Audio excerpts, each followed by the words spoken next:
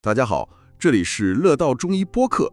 我们今天谈论的主题是生命能量的精准丈量，灵枢脉度中的数字与健康密码。其实你每天可能都会用智能手表去记录比如步数啊，或者睡眠周期，甚至是卡路里的消耗。对，现代人都很习惯用这种具体的数据去衡量自己的健康状态。就是说嘛，但如果我告诉你，其实早在2000多年前，古人就已经在你身体内部，绘制出了一套长达16丈2尺的能量高速公路。而且这条干线上哪怕只有1寸的交通堵塞，可能就是你凌晨3点盯着天花板睡不着的真正原因。没错，这绝对不是什么玄学，对吧？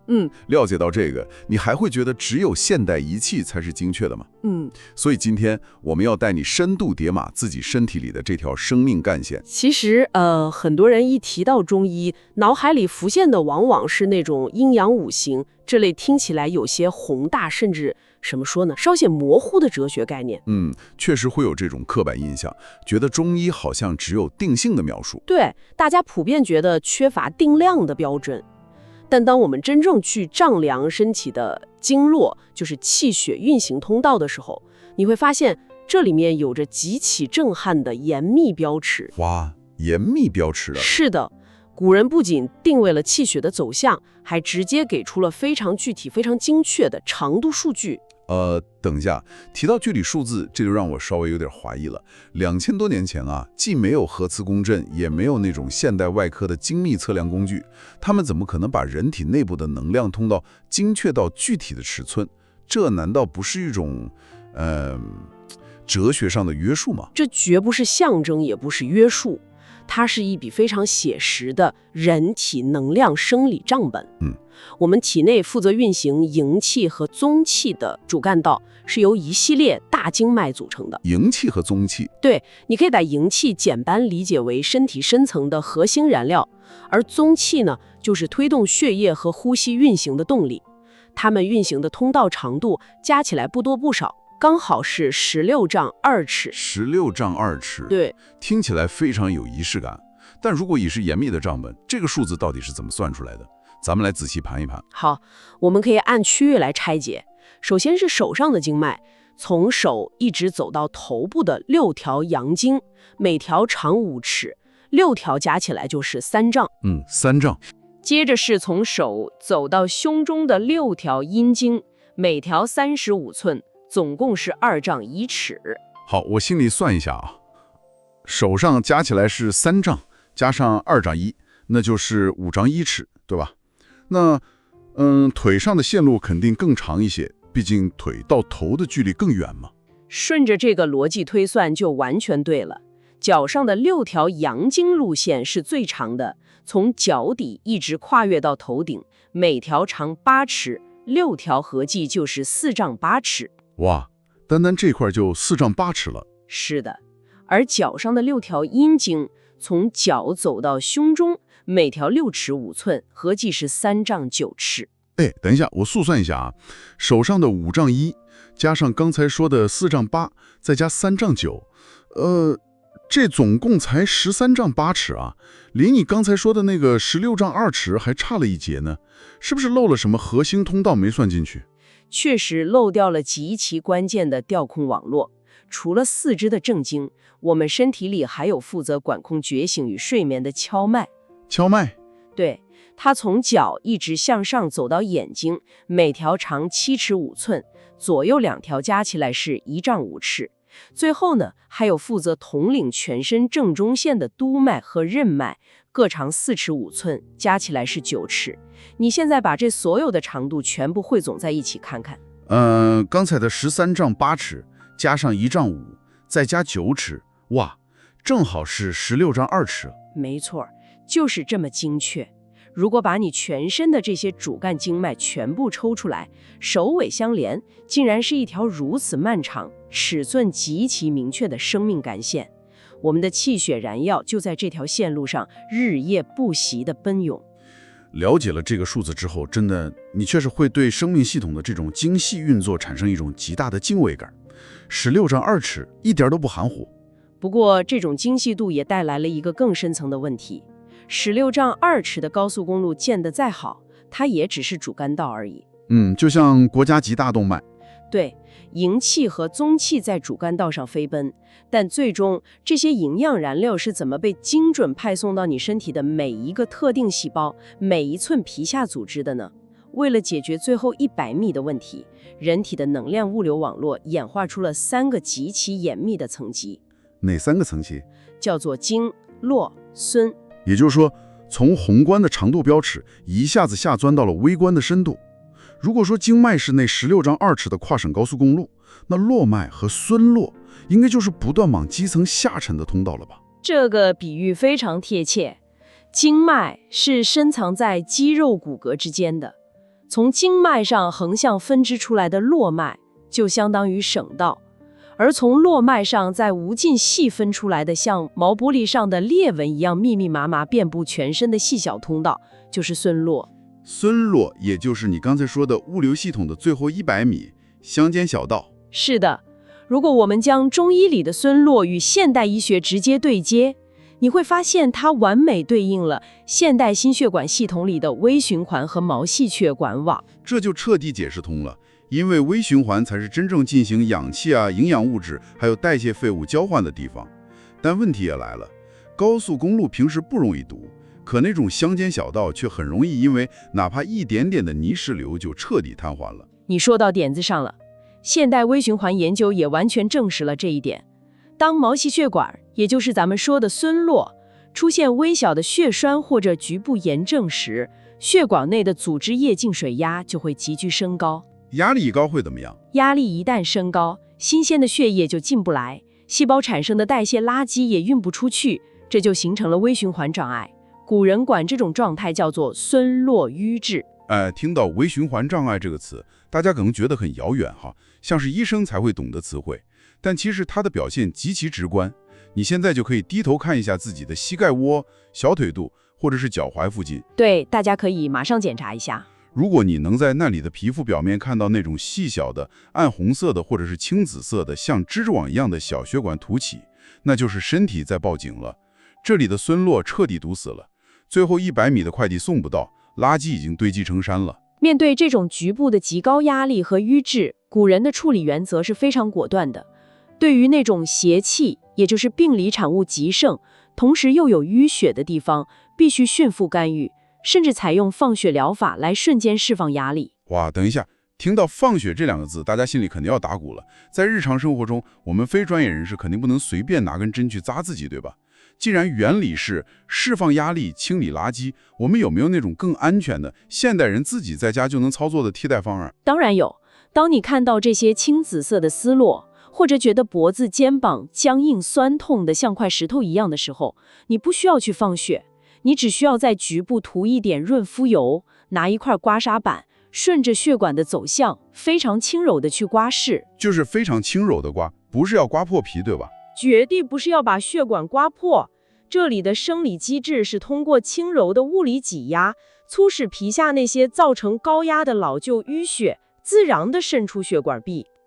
渗出血管壁之后呢，这些垃圾在皮下怎么排出体外？这时候就轮到你体内的免疫系统接管工作了。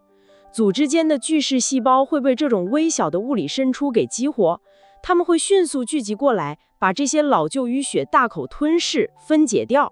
哇，这就相当于给微循环做了一次深度的生物学大扫除啊！没错。垃圾一旦被吞噬干净，局部的血管通透性立刻恢复，进水压下降，你那种脖子僵硬、疼痛的感觉瞬间就会消散了。这种把古老智慧直接转化成手边工具的思路真是太妙了。不过我有个疑问啊，我可以低头看腿上的蜘蛛网来判断四肢的微循环，但我总不能透视自己的内脏吧？如果我的心肝脾肺内部的孙络堵了，能量派送不到位，我是不是只能两眼一抹黑？身体在设计之初已经极其周密地考虑到了这一点，它为你配备了一块非常灵敏的内脏状态显示屏，而且你每天早晨洗漱照镜子的时候，其实都在看它，那就是你的脸。脸？这听起来像是科幻电影里的那种全息投影了，脸上怎么会显示内脏的状态？它背后的生理机制可以用一句非常核心的话来概括：五脏不和则七窍不通。五脏不和则七窍不通。对，中医认为内部的脏腑与外部的感官七窍之间有着直接的能量供电连线。从现代神经科学的角度看，支配七窍的脑神经，比如视神经、嗅神经，它们的核团在脑干区域与控制内脏的自主神经中枢有着极其紧密的交互。也就是说，它们底层的线路是连在一起的。完全正确。内脏的精气本质上就是给对应五官维持运转的底座电源。肺给鼻腔供电，心给舌头供电，肝给眼睛供电，脾给嘴巴供电，而肾则是给耳朵供电。照你这个路径推演的话，我们很多上班族整天盯着电脑屏幕，觉得眼睛干涩、迎风流泪，甚至视力有些模糊。这难道不仅仅是眼球本身的肌肉疲劳，而是底座电源出问题了？是肝气不通导致了供电不足？这正是问题的核心所在。眼睛之所以能敏锐地分辨色彩，并且持续保持湿润，全靠肝的精气通过内部经络向上濡养。所以，如果根源没解决，滴眼药水没用。是的，如果你的肝血不足，或者长期熬夜导致肝胆有郁热，供电线路就会严重受阻。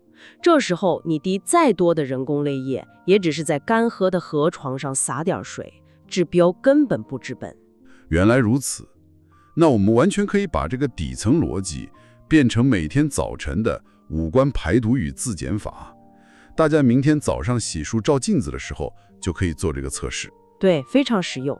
比如你伸出舌头看一眼，如果舌尖异常发红，甚至起泡，那就是心火旺了，因为心通舌嘛。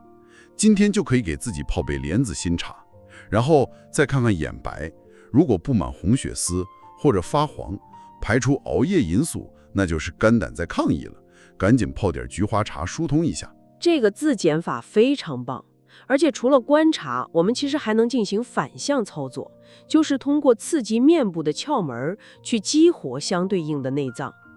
反向操作？对，比如肺同鼻，当你觉得呼吸短促或者胸闷的时候，你可以尝试用手按揉鼻翼两旁的迎香穴。哇，这个我深有体会。当你用双手的食指快速搓揉迎香穴，一直搓到局部发热，你会瞬间感觉鼻腔深处像是有两道冰凉的清风直接穿透进去一样。没错，就是那种感觉。而且那种通透感不仅仅停留在鼻子里，你会觉得整个胸腔的浊气都被排了出去。这应该就是所谓的开鼻窍、润肺气吧。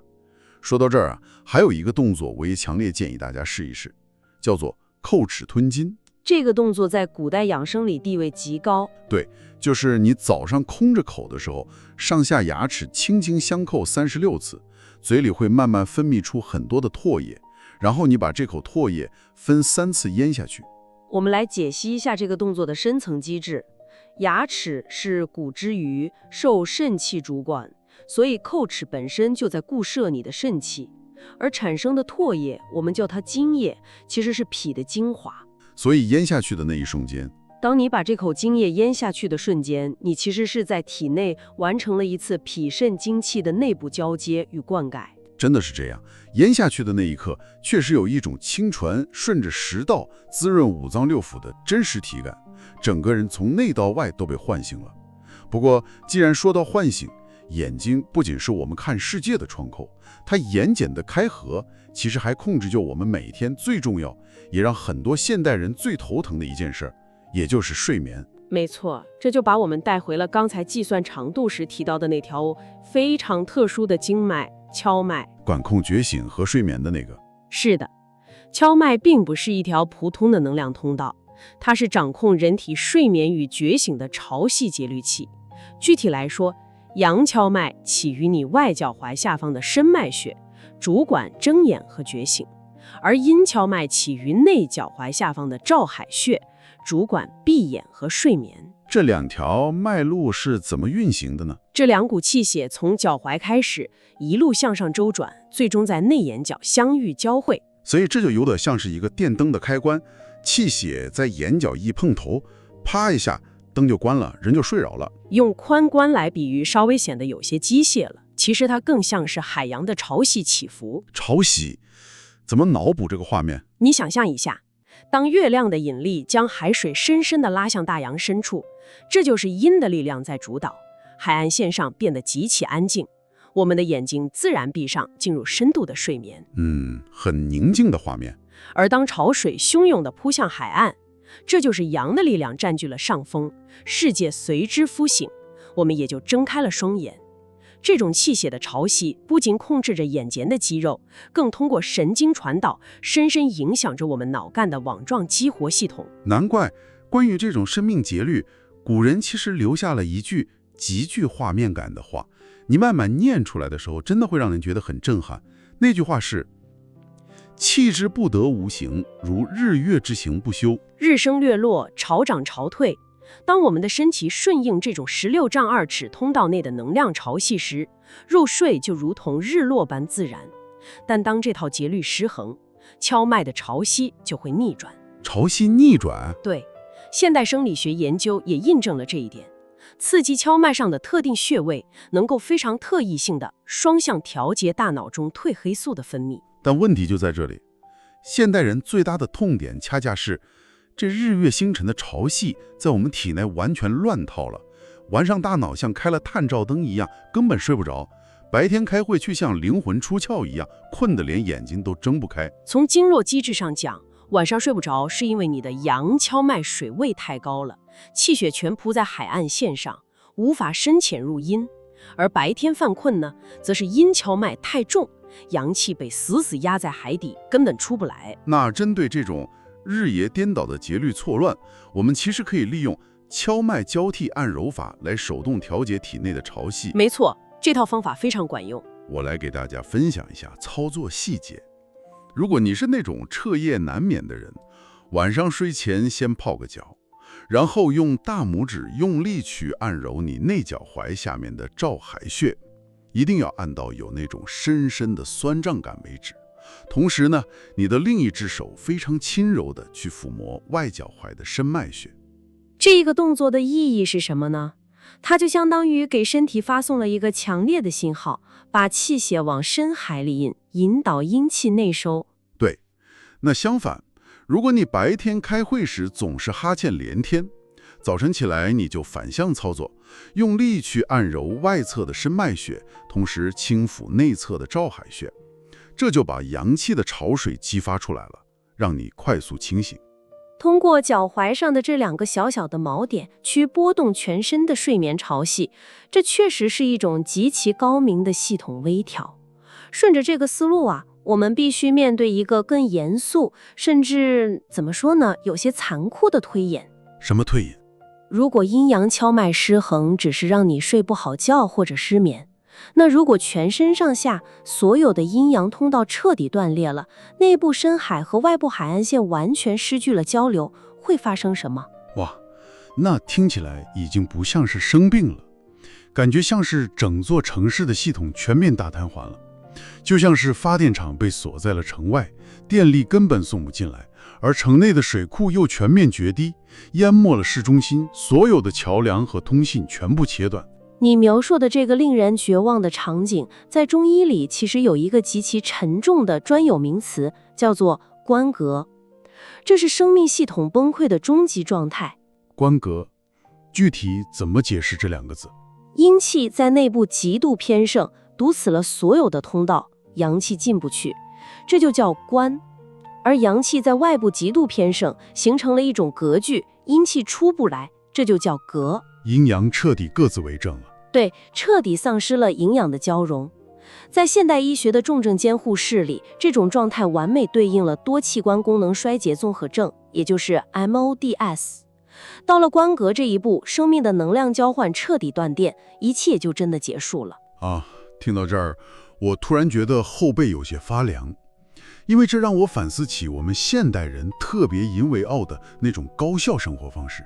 怎么说？就是我们总是渴望24小时不停歇啊，靠着高浓度的美式咖啡强制给自己续命，半夜熬夜干方案，仿佛只要意志力够强，身体这台机器就可以永远不休眠。但事实并非如此。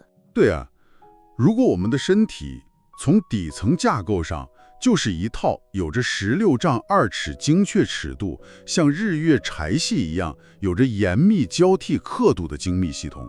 那我们这种无视标尺、狂妄对抗节律的活法，是不是在亲手砸毁连接阴阳的桥梁？是不是在主动为自己拉开关格的序幕呢？这段反思太深刻了，而且这正是今天我们探讨脉度的最深层意义所在。去了解经络的长度、微循环的分级、内脏与五官的连线，绝不是为了让你去死记硬背16丈2尺这个古代的数字测算。对，背数字没有意义。它的真正价值在于帮你重建一种对生命运转的敬畏与信心。你的身体里有一套比任何现代精密仪器都要严谨的度量衡，只要我们顺应它。没错，只要你顺应它，在日常起居中帮局部的孙络扫扫垃圾，通过调理五官去养护内脏，顺应潮汐的起落去按时睡眠，你就永远不会走向系统死机。所以下一次当你看到膝盖后方凸起的青筋时，你知道那是孙络在求救，要去疏通它。当你盯着屏幕眼睛干涩时，你懂得那是肝脏需要休息，而不是去买更贵的眼药水。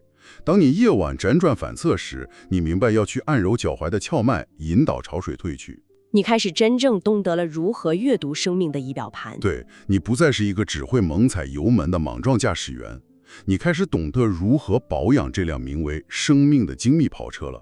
这里是猎道中医，每一次聆听都是一次疗愈。下期我们再慢慢聊，再见。